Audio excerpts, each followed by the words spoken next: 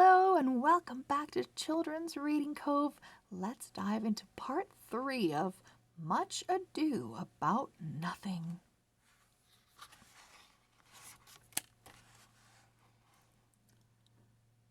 Don Pedro and Claudio marched in step through the clamor. Leonato's eyes were dazed. "Can it be true?" he muttered. "No! Hero is innocent!" cried Beatrice.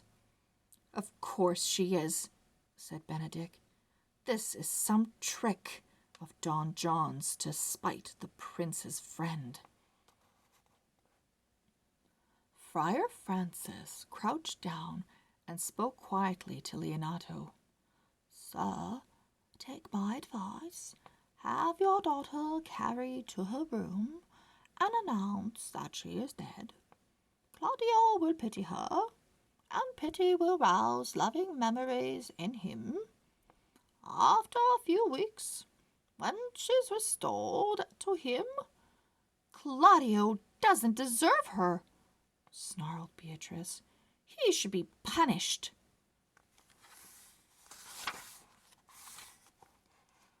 Overcome with emotion, she scampered into the chapel with Benedict close behind.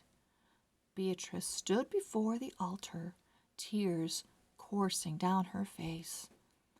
"If I were a man, I would make Claudio suffer for what he's done," she declared. "I love you more than all the world, Beatrice. I can't bear seeing you so upset," said Benedict. "I would do anything to comfort you." Beatrice glared at him through her tears. "Then go to Claudio. Tell him that Hero is dead and challenge him to a duel," she said fiercely. Don Pedro and Claudio were collecting their horses from the stables when Benedict found them. He ignored their greetings, seized Claudio by the throat, and slammed him against the stable door. "Hero is dead," he hissed. "Your accusations have cost an innocent lady's life.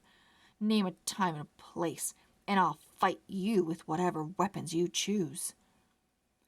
He released Claudio, who stared in bewilderment at Don Pedro. "Hero? Dead?" he whispered. Cursing voices made the three men turn their heads.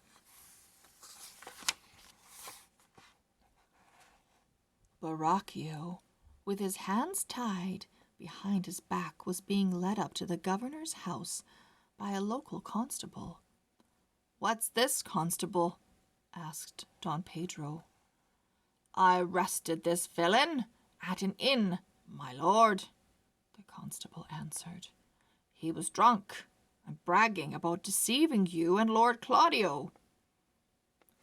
Baracchio hung his head. "The woman you saw me with last night was Margaret, Lady Hero's chambermaid, dressed in some of her mistress's old clothes," he admitted. "Don John paid me to do it." "Where is Don John?" demanded Don Pedro.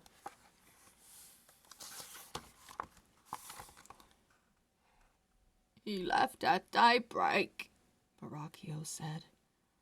"I don't know where he was bound." I'll have him hunted down," vowed Don Pedro. Claudio sank to his knees and covered his face with his hands. "Hero was innocent, and I killed her," he sobbed. That night, a funeral service was held for Hero. Afterward, Claudio and Leonato spoke. "How can I gain your forgiveness?" said Claudio. "Nothing will bring Hero back. But there's something you can do," Leonato said. A poor relation of mine is anxious for his daughter to marry a nobleman.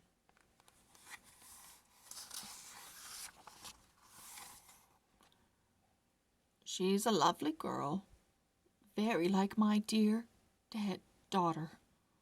Will you take her as your wife? Claudio, too close to tears to speak, simply nodded. And so it was that early next morning Claudio went once more to the chapel to be married. He was met by Leonato, Don Pedro, Friar Francis, and Benedict, and Beatrice, who were arm in arm.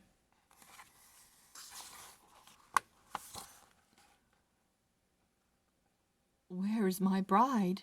Asked Claudio. Hero emerged from the chapel. Here, she said. Don Pedro drew a sharp breath. Can this be the same hero who was dead? He wondered aloud. She was only dead for as long as her innocence was in doubt, my lord, said Leonato. Claudio's eyes glowed with love and wonder.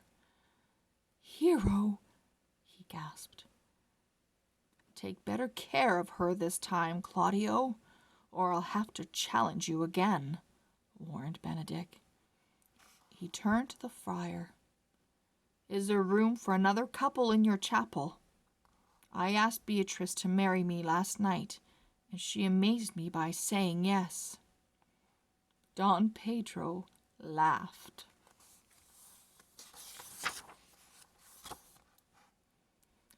Shall I set you up as an archery target, Benedict?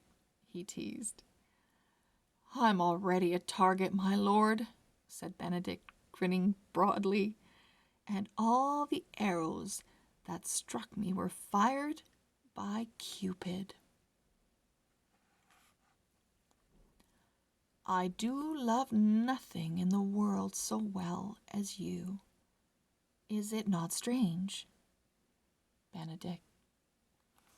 And that is the end of Much Ado About Nothing. I hope you enjoyed this book and are enjoying this Shakespeare story series. We'll see you back here very, very soon for another book. Bye-bye.